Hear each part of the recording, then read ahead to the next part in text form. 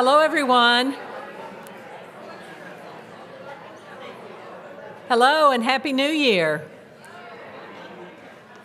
The weather's going to get warmer, so we'll all be in a better mood. I think that's really important for us to make a comment on this update. So this is our second update, and today we're going to hear from Lynn Redington, Candace Boeninger, John Day, and Stacey Bennett. This is a chance for you to just hear more about what's going on at the VP level. I wanted to give a 2-minute update on our dynamic strategy. They did a general survey to just ask general questions about the surveys, and we had 379 responses. We did a survey for the Discover or Research pillar. We had 188 responses. Commit, which is really work. It had 534. And the mission, they did a survey for the mission, and we had over 500 responses. So I want to thank everyone who's participating in this. This is our university. We want you to tell us where we should go, and I mean that in a strategy way. I don't want to know anything else about where you think I should go, all right? That is totally off limits.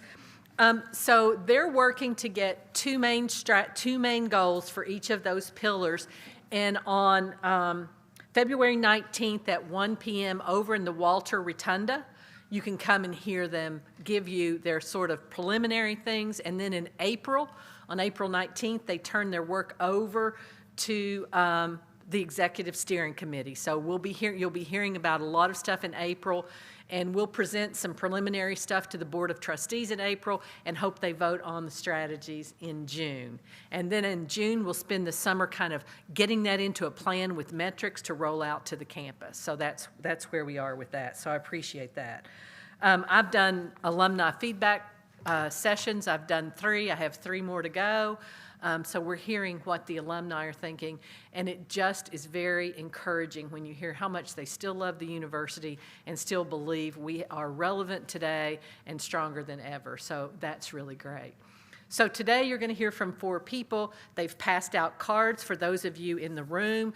Remember, we don't take questions here, but we answer them, and we put this recording and the answers on the website.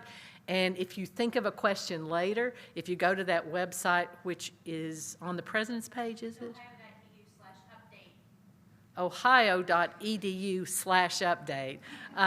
There's a little portal that you can ask another question. One of the things I'd like you to think about when you're looking at that portal is we've kind of made the decision about what we think you want to hear about, but tell us what you want to hear about. What are the questions you want us to answer? Because we'll do this quarterly. This is a good crowd today. I don't know how many are online, but thank you for joining online. As long as we have interest, we'll keep coming back and doing this and circling back around when we have new information. But there may be questions that we have not considered that you really want to know about, so let us know there. So you go to that portal today. You can write your name, your questions on a card. Those of you online can go to ohio.edu/updates and put in your questions, and we'll get them out pretty quickly. We've kind of committed to answer them quickly. So I hope you enjoyed today. These are really amazing people that are so committed to their areas of work, and this way you'll know a little bit more about the campus. So I'm going to start it off with Lynn Redington. Thank you.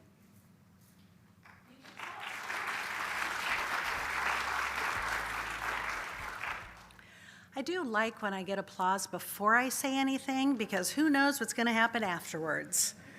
All right. So, Division of Student Affairs. First, thank you for letting me I have 12 minutes of your time. And I appreciate the opportunity to be able to talk a little bit and to hopefully brag a lot about what the Division of Student Affairs has been doing this last year and what we're hoping to do moving forward. Wanted to give you a quick kind of overview of the division. And if you look at that just kind of high level, $130 million budget, it's like, holy cow, that's amazing. And please know that the vast majority of that is with our auxiliary services of culinary and housing and residence life. Rightly so. It does cost a lot of money to house and feed thousands and thousands of students, and we take very good care in doing so. We have a lot of square footage on our campus. Again, much of that is where our students live and eat. And finally, the other piece that I really wanted to highlight is we are one of the primary employers of our students, and we take that responsibility very, very seriously. We think about their experience. We're very focused on ensuring that what they're doing in their jobs is going to be connected to what they're learning in the classroom, to what they want to do when they graduate. So I will hopefully remember to talk more about that in just a bit. When I got here about a year ago, I spent a lot of time meeting with faculty, staff, and students. I asked usually the same 5 or 6 questions of everyone, took lots and lots of notes, and from those we were able to kind of winnow down to 4 primary areas. And I do have notes just so that I make sure that I remember them all. But we do have those 4 areas: care and well-being, inclusive excellence, engagement and leadership, and people and partnerships. And those 4 areas touch on the Division of Student Affairs and how we then help impact the rest of the university. When all comes down to the end of the day, our students are our why. So that's really why we do and why we focus in these 4 areas. So the first, I want to share a little bit about what we've been doing with the care and well-being area. So I don't plan on reading these slides to you, but instead I want to highlight a couple of things that we are working on. The first is we are working right now with some of our campus partners to be able to sign a contract with JED Campus. And the JED Campus, it's a foundation to help support our students, their mental health, and to decrease suicidality. So we are working with that, and we're going to put together a cross-university team of folks who will help lead this effort. I've worked on a JED campus before, and it's tremendous what they do, the resources that they have, and how we will better be able to leverage those here at Ohio. One of the other things that I really want to highlight is we've signed a contract. Well, I think we've signed a contract. If not, we're in the process of signing that contract with a telehealth vendor so that our mental health services will be available to all of our Athens and regional higher education students. Again, very, very, very important to support our students and their well-being. Engagement and leadership. So we have lots of things happening on campus, online, and I don't know if any of you kind of are hanging out around in Baker Center at different times in the evenings. Last week there was a s'mores event, and apparently risk management said we could not build an actual fire in Baker, and so we had a video with a fire on it, and then we had s'mores, and just some really great opportunities for students to come together and get to know one another and be engaged with their colleagues, but also with the university. So a few of the things that we're working on in this area is, again, kind of focusing on that student employment piece. We want to make sure that students are able to articulate what they are doing, what they're learning, and how that translates to that resume, to that interview, so that when they go off, they can say, yes, I did this and I learned this, and I can now apply this lesson about time management, communication, conflict resolution to my job doing X, Y, or Z. We are also, I think we've got, in fact, I just came from a meeting with some of my colleagues about the Go Ohio app and trying to be very high-end users of that to make sure that our students have access to information, that we are pushing information out to them and really encouraging students to use that.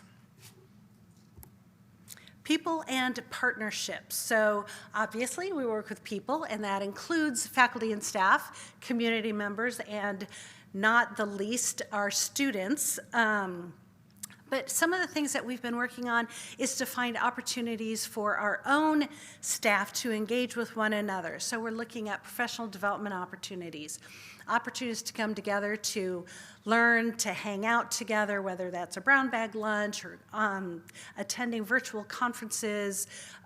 We just had an all-staff division meeting last week, maybe 2 weeks ago. And it started with a welcome from the president.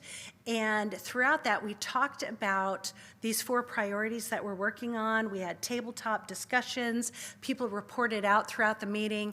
And we also had a very lively, with hundreds of people, rock, paper, scissors competition. And I do want to call out JT from Culinary. He was the winner and has bragging rights. And so I'm sure we'll have another competition later on. And if anybody else is interested in taking on the division, we're there for you. Let's see here. And finally, inclusive excellence. And a couple of things to highlight. We are going to continue the annual half-day Inclusive Excellence Workshop. Our next one is scheduled for March 5th.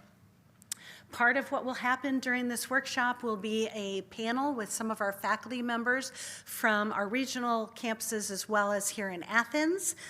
So we've got that happening. We are looking at all of the training opportunities that we do and kind of how we're communicating about those. And then the other thing that I really want to speak on is we are engaged in continuing conversations just about how we as a university are presenting ourselves, making sure that we are focused on freedom of expression, that we are welcoming the discourse and the opportunities for us to come together and to learn from one another. The last thing on here is just a couple of weeks ago, we launched a One Thing campaign. It's open to anybody. Oh, thank goodness that the website is on there because I would not remember slashes or not. But if anybody has an idea of what is one thing that we as a division can do to help better the experience, we will look into that. So I started by asking during this division meetings what some of the ideas might be that we would get. And some of the things might be one thing with lots of, sub things under them, and some things are not necessarily in our purview. But we did winnow it down to, I think, 8 areas: campus environment and safety, culinary and dining services, staff and student welfare and development, community engagement and inclusivity, operational efficiency and sustainability, work-life balance and flexibility, and technological advancement and future preparedness. So I think there might be a group getting together focusing on AI. I will not be a part of that. So I believe that I was able to get through that within 12 minutes, but I truly do welcome if you have questions that you are going to write down on the cards or want to submit. I am very happy to respond to those. And I'm going to turn it over to my colleague, Candace.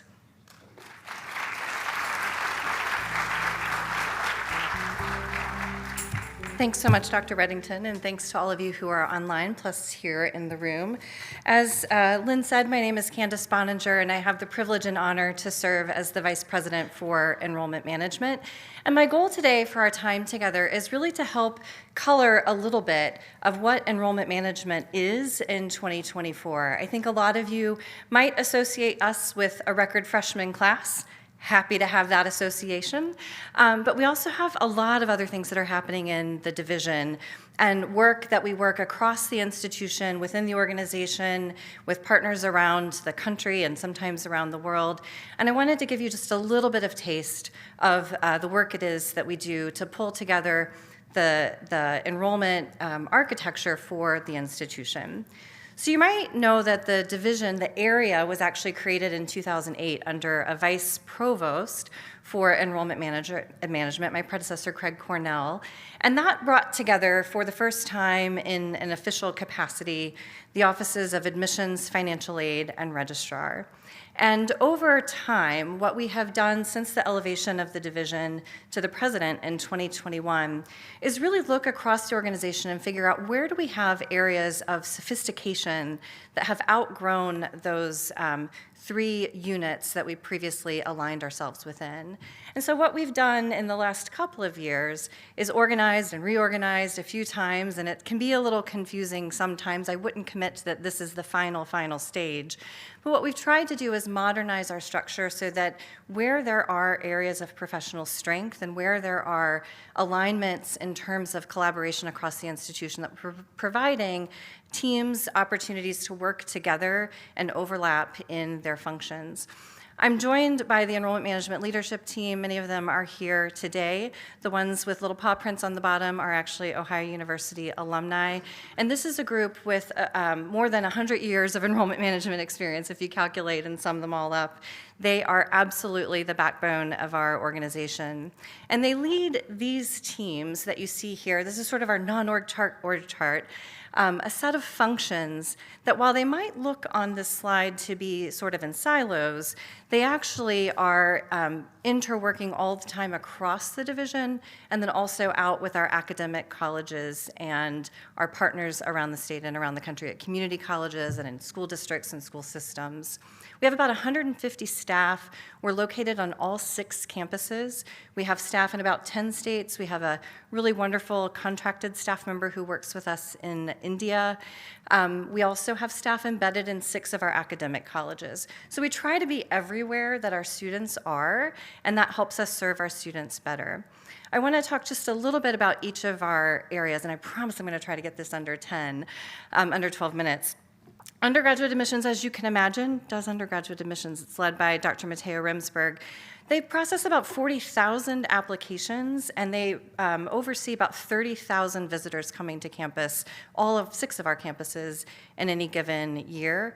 This team also sends staff around the world. We did about 2,000 recruitment events in 20 different states last year. So the scale and operation of building intentional relationships with prospective students and their families is really the function of undergraduate admissions, in addition to upholding the academic enterprise in terms of making sure that the students we admit are ones we can support.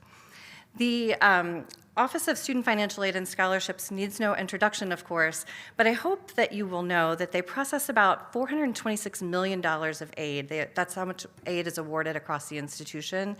And more importantly than that, sometimes, is that they also help us maintain federal Title IV compliance through impeccable business processes.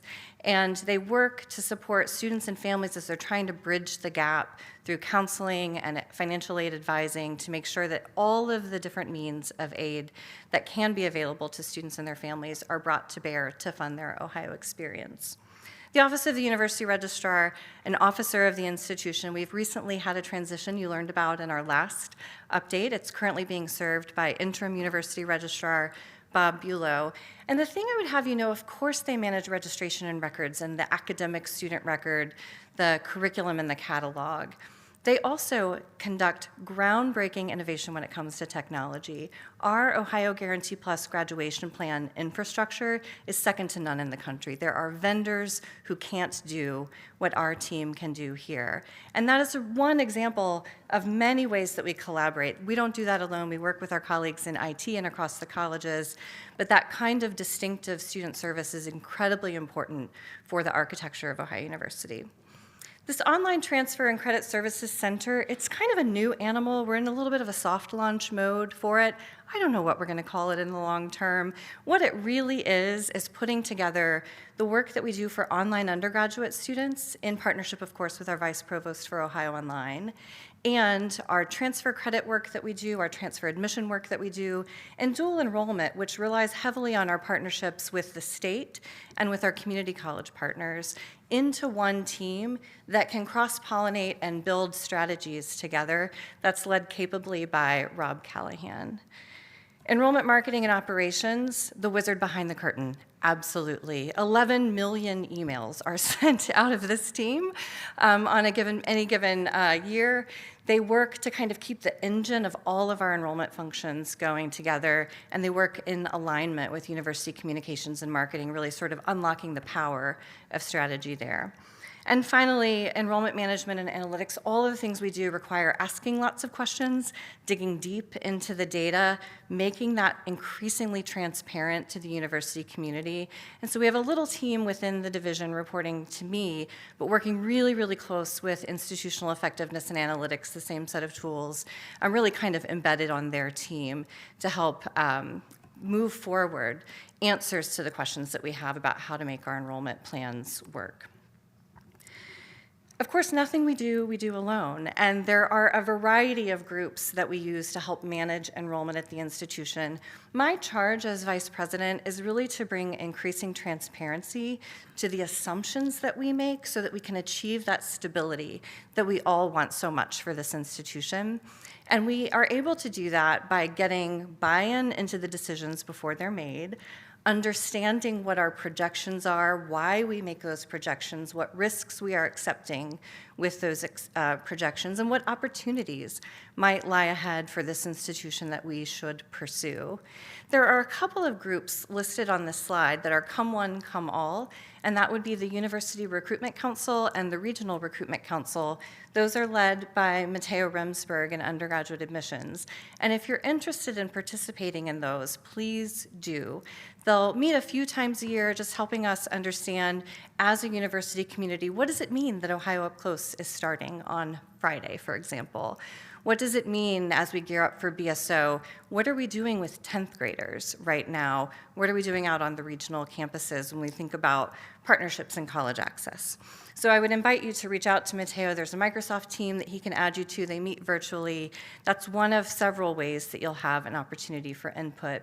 And as the president's dynamic strategy process continues, we will then take that outcome and begin to build a strategic enrollment planning process for the institution that will come with a whole other set of groups. So please feel free to let me know if you are interested in the questions of managing stable enrollment at the institution, deciding what size we should be, what our opportunities are, who we serve, and how. So I could never list all of the accomplishments that we do in enrollment management, but I wanted to take a minute while I had your attention and just put a smattering of the accomplishments of this team in front of you. Yes, we enrolled a record freshman class, 4,417, in case you're interested, and we're very proud of that. We did it 2 years in a row. But that is not the only thing that this team does. And maybe as you're looking at this slide, you might think, well, wait a minute. I actually see my work on that slide. Yeah, we hope so. That is the point. The work that we do in partnership. So Go Ohio, Lynn just mentioned it. That is something that we work on together as an institution, and it does have power to transform enrollment at Ohio University. You can see that we also interrupted decline in regional campus enrollment in RN to BSN. Those were really important goals for our team and for our college partners and for our campus partners, and it took everybody coming to the table to be able to pull that off. And so when we put these accolades and achievements and accomplishments up here, the point of it is that, yes, enrollment is my job. Don't worry, I get it. It is also everyone's job, and while we get the credit in the fall when the census numbers are posted, it is those 150 staff members in the division, it is the people across the campuses and in the colleges who are giving of their time and their energy and really caring about students and how they move through the system that helps us achieve successful outcomes. I mentioned that Matteo's team sends people to attend 2,000 events across 20 different states.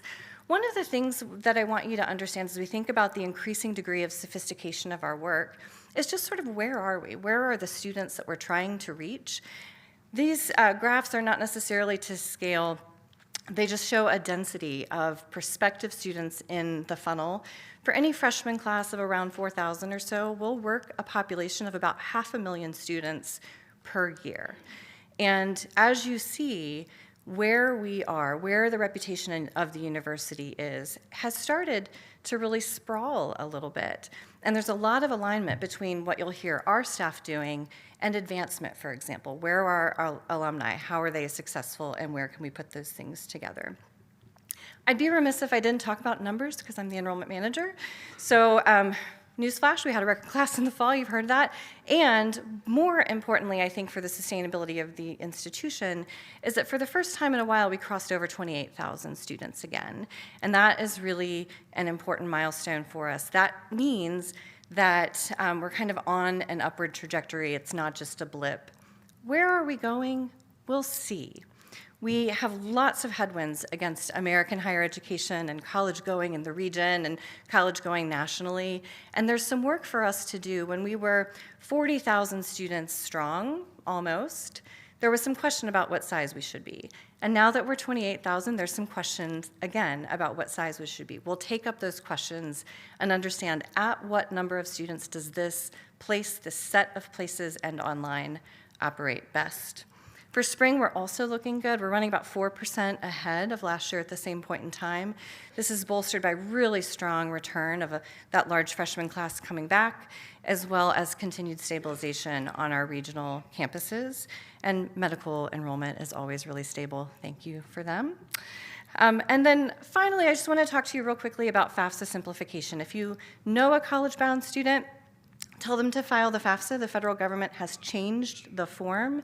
It is a dramatic change, and it will impact them quite a bit. And one of the ways is that it will unlock more Pell eligibility and higher Pell amounts. The form itself can be a little challenging right now. It is eventually going to be simpler, and the most important thing you can do if you work for Ohio University or know anyone going to college is to tell them to get this process done now for 24-25. And where are we headed from here? There's lots more to say. We could do a deep dive on any of these. I think the most important things that you should know about our priorities is that we are really standing up resources in partnership with OIT and communications and marketing and others to weather this really disruptive change in the FAFSA. And we are also starting to be very planful about this capacity analysis. Yes, in our residence halls, yes, in our classrooms, also in our parking spaces and our library seats and all of those places across the institution. What do we need to understand about where, how many students we need to operate well, and at what point we might need to think about volume. And of course, I mentioned to you many times our talented staff. We are working hard to retain them, to put them out into their professional spaces through conferences and presentations and others. We have a great story to tell about managing enrollment at Ohio University, and I'm pleased to do it in partnership with all of you.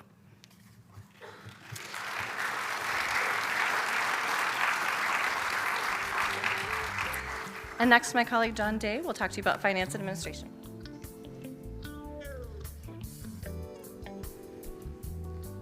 Good afternoon. My name is John Day. I'm the Interim Vice President for Finance and Administration and the Chief Financial Officer for the university.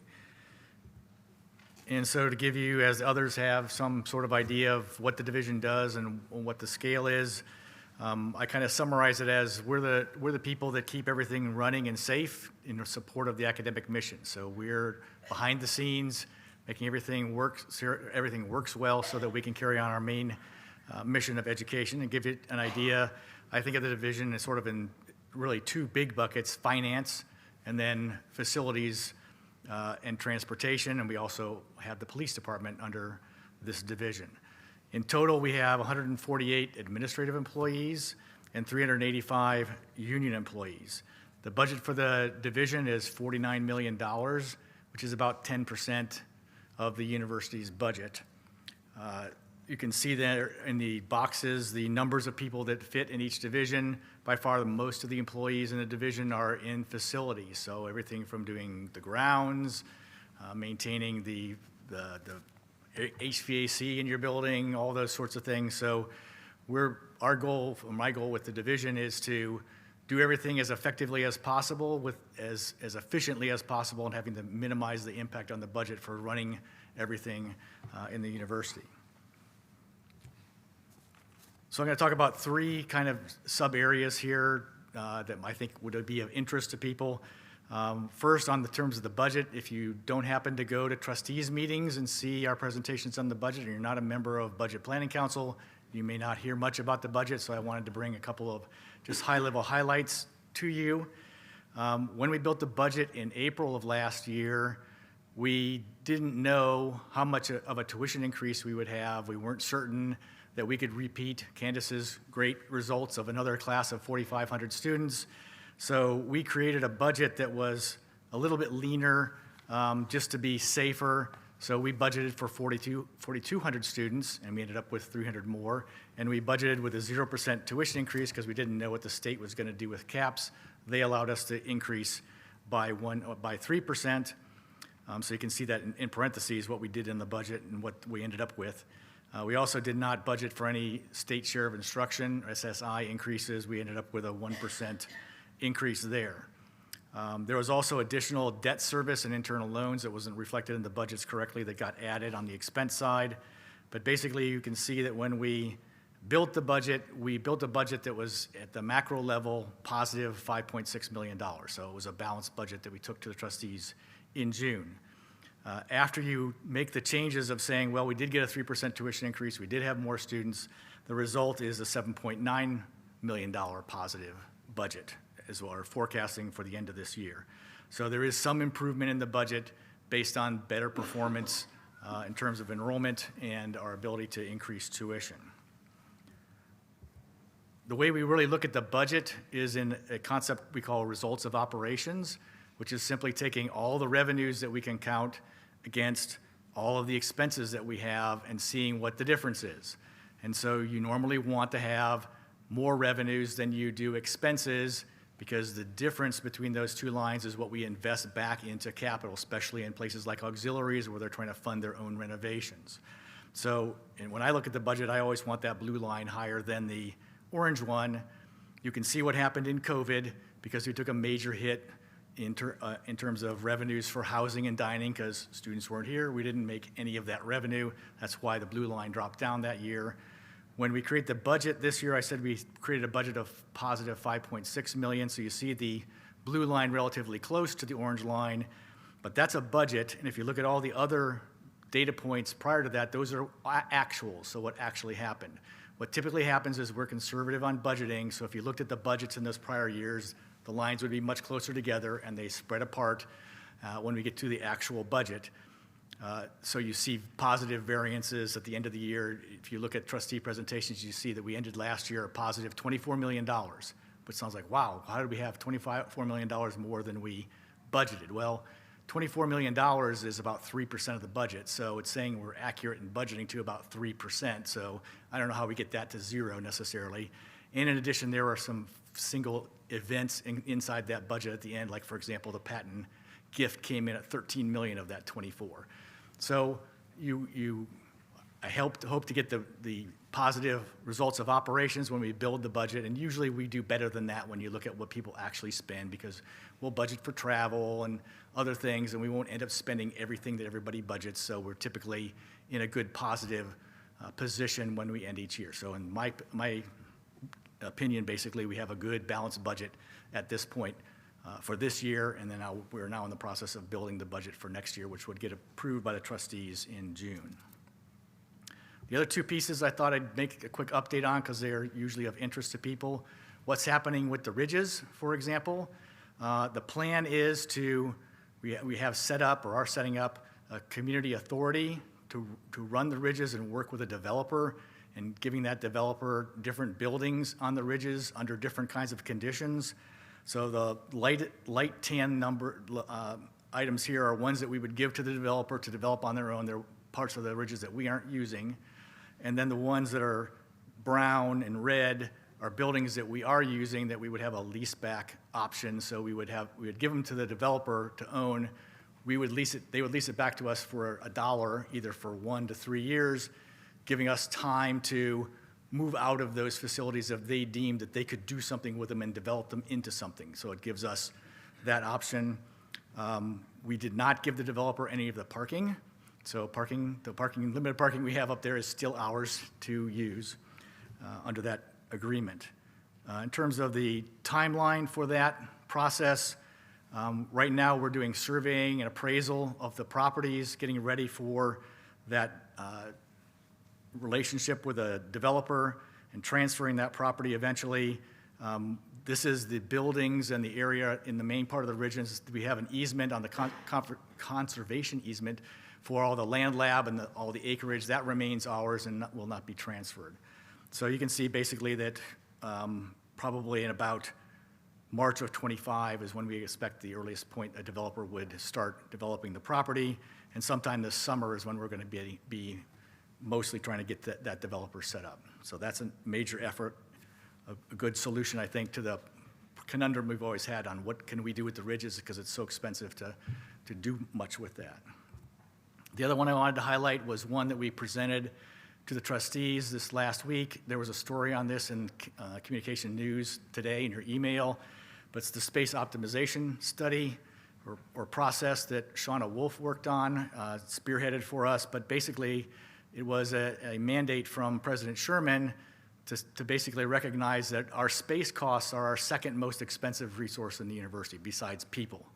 So we need to manage our space and not spend as little money as possible to get the space we need, but not waste dollars of our budget in that area of the budget. So we've gone through a process where we're trying to break down space in a more simple fashion, look at ways that we can share space. So we're attacking sort of the ideas of ownership of space and that people's budgets need to be used for space.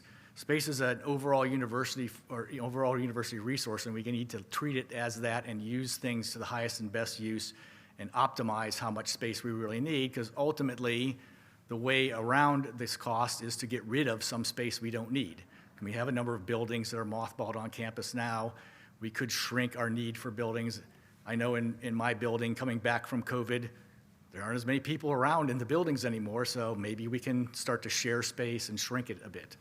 So the space optimization study involves a number of governance committees that are looking at trying to share space. One that we launched early on was a research governance space committee or group consisting of some deans and the VP of research that own all the labs, and they're already making progress on trying to say, let's share all the space we have and put the right researchers in the right kind of space and not necessarily need to build more space, or if a researcher doesn't need space because they're not doing the research anymore, then maybe that space can be given to somebody else and try to free it up across units. We're also launching a classroom or learning space committee now, and we'll be looking at workspaces as well, so offices and so forth. So we'll be working our way through these areas, and a major part of this effort is to get better data about our space. Because if you look at, for example, how many scheduling systems we have for each space, I can't remember what the number is, but it's well over 10, and they're not coordinated. So if you wanted to get a space, if you said, hey, I need a space to do X, you have a very difficult time finding that and getting permission from somebody to use it. We want to break down those barriers so that the data is there so people can find space as easily as possible, and then also allow people to share space and not keep it for themselves so that we basically don't need as much space. All the analysis tells us we have way more space than we need if you look at things that need to happen. We just need to optimize the use of that space.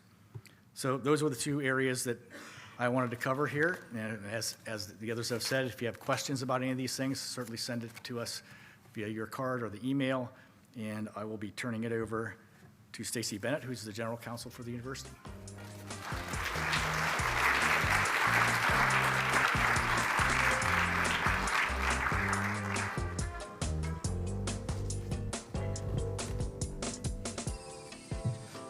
I like the lead-in music. That's nice. Good afternoon. It is really great to be here. It's nice to see you all. Thank you, President Gonzalez, for the opportunity to speak.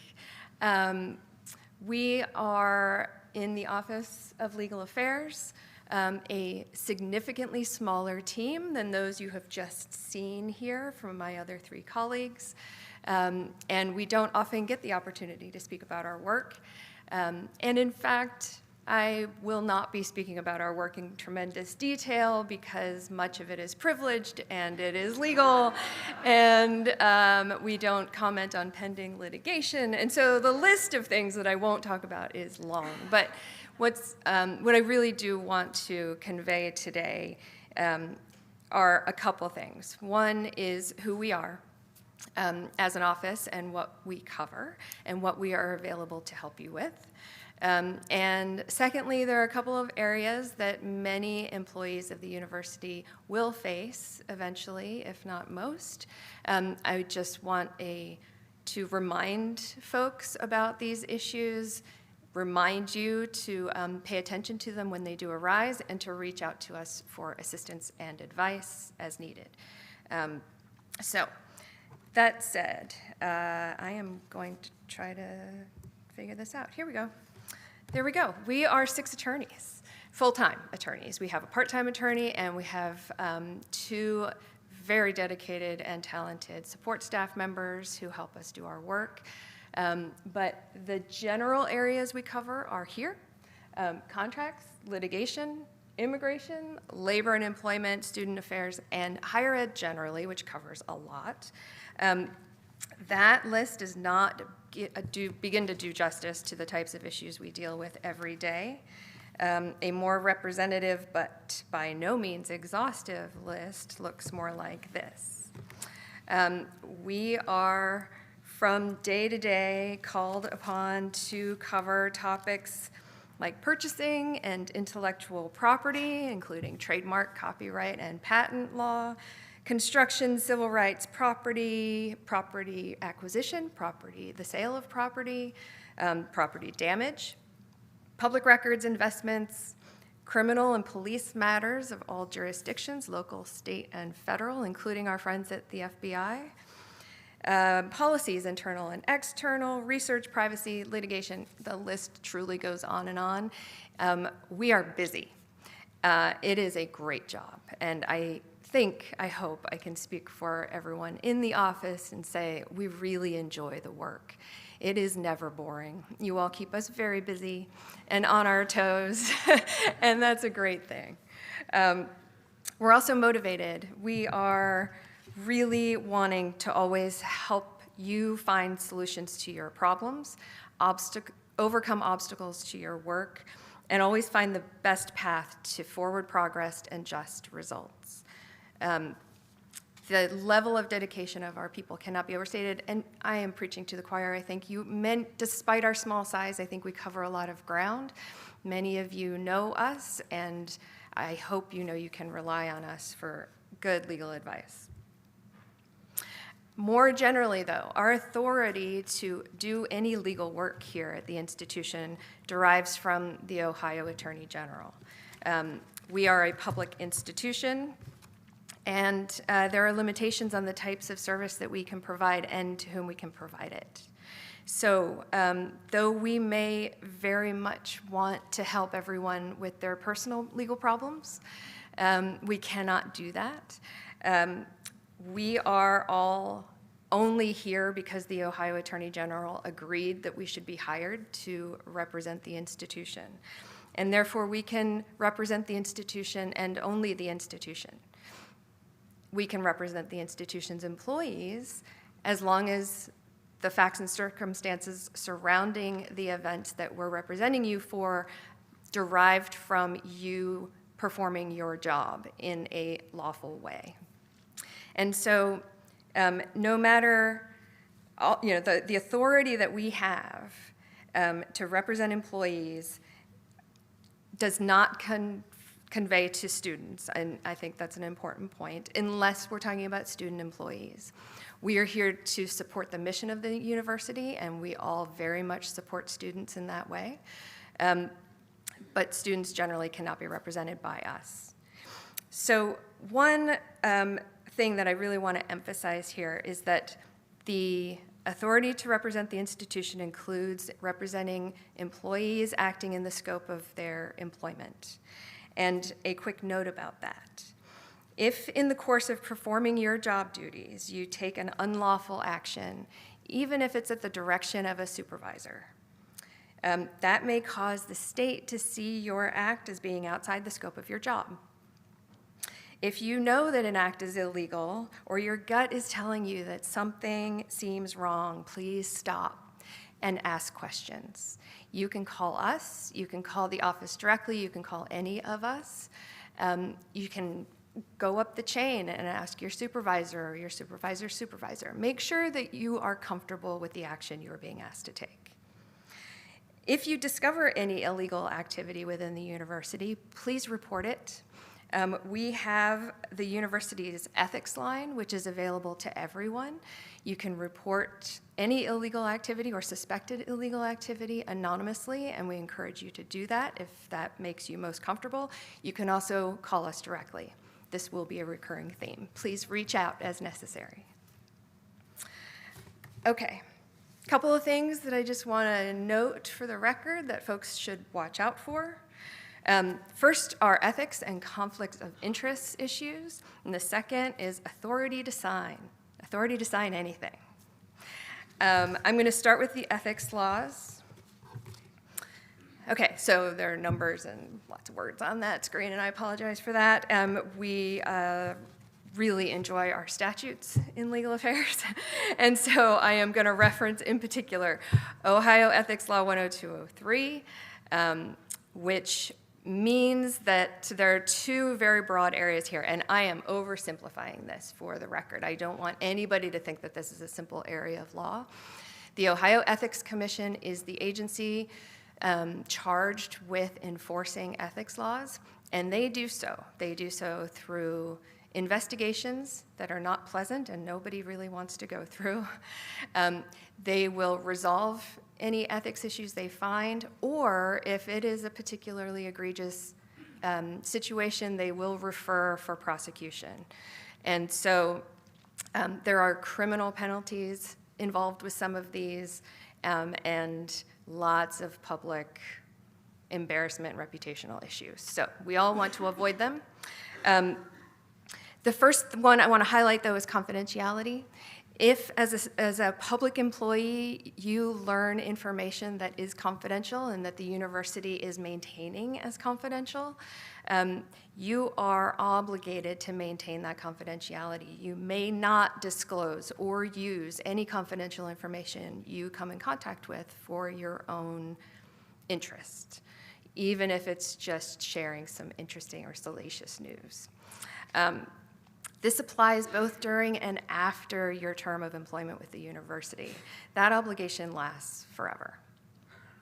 Secondly, in terms of conflicts of interest, I want to specifically talk about, well, the first bullet here, accepting or asking for anything of value that could influence the decisions or business of the university. This is my no bribe law. I think it's pretty self-explanatory, but some of us will have opportunities to influence business decisions, to influence the award of a bid or a contract or the size of a contract or a project. And you are obligated under the law to take nothing in exchange for doing that work. And then also, the flip side of this is if you happen to be working on a project already and suddenly you realize that you or a family member or a business associate of yours, someone close to you, is likely to benefit personally and financially from the work that you are doing, stop doing that work immediately. Pencils down, step back, pick up the phone, either call the Ethics Commission directly and explain to them the situation, or call us, talk through the situation with us. I can't give you legal advice because ethics conflicts of interest are personal to the individual employee, but I can give you general advice as to where to go and how to get help. It doesn't mean you're in trouble, actually. As long as you're asking for guidance and help, the Ethics Commission is very understanding about that. We will help get you to the right conclusion. Many conflicts may be managed. They can be handled. We can put up firewalls. We can, sort of change the course and the process of the work to be done so that you are not implicated and there is no effect on you personally, even if the ultimate conclusion could benefit someone close to you. In short, trust your gut. if something's happening and you're doing your job and you suddenly think, you know what, this doesn't feel right. If someone found out about this, would this feel weird? And can I talk about this? If any of that happens, pick up the phone and call me, call any of my colleagues, call the Ethics Commission directly. And finally, supplemental compensation. I want you just to be aware that as public employees, you're expected to do your jobs and you're expected to do them very well. If someone offers you a gift simply for doing your job, your regular day-to-day job, no matter how well you're doing it, because we hope you're doing it great every day, do not accept that gift. It is just the safest way to go. Just say, no, thank you. It was just me doing my job. I appreciate it. You can give it to somebody else. That's important. Now, and these references are here. You can always look them up. There's a lot more in this, a lot more detail. The Ethics Commission's website is very helpful. Lots of interesting stories. You can read about all the many ways people have gotten in trouble over the past decades. And some of those stories are pretty good, actually. So I encourage you to educate yourselves on this, especially if you're in a job where you are regularly assigning contracts, where you are regularly choosing winning bids, where big money is being exchanged. It's pretty important. And then finally, I want to talk about signature authority. This is an area that we face a lot, and I know that a lot of employees feel a lot of pressure to sign things, to get things done, to buy what is needed, to buy what you needed yesterday and get it here as quickly as possible. My concern is that when folks without proper signature authority sign things, you are putting yourself at risk. You put yourself at risk of personal liability. So very few people on campus actually have signature authority. It derives from the Board of Trustees. It is delegated to the president, and from there delegated to the provost and the CFO, and on from there. But it is delegated in very specific ways, for very defined purposes and with specific monetary amounts. So before you sign something, please make sure that you have seen a document that says you have the authority to sign.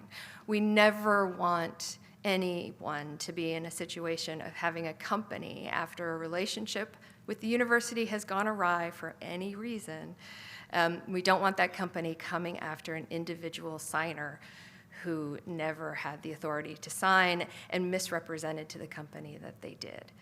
So that does not happen very often, thankfully, but when it does, it's painful, and we just don't want it to happen. Let me see here. This is nice, isn't it? It's good to close out a really great program with a good talking to from the lawyer, isn't it? So that's what I'm here for. And I think that's all I have to say. But if you don't take away anything else from this, please know that the Office of Legal Affairs is here to help. And we're not here to get anyone in trouble. We're here to help you achieve your academic, professional, and personal goals in the job. So let us help you, and let us get involved early. That's when we do our best work, and we can do it together. Thanks.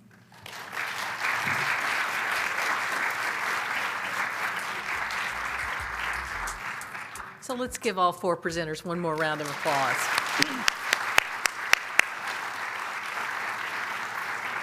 Thank you for coming today. Thank you for watching online. Remember, this is recorded and the questions will be online. I hope you are leaving today a little bit better informed about some of the things that go on, the things that we talk about often, and we really do want to know what you want to hear about next. So take care, stay warm, and let's wait till Friday when it's warm again. So thank you all very much. We appreciate it.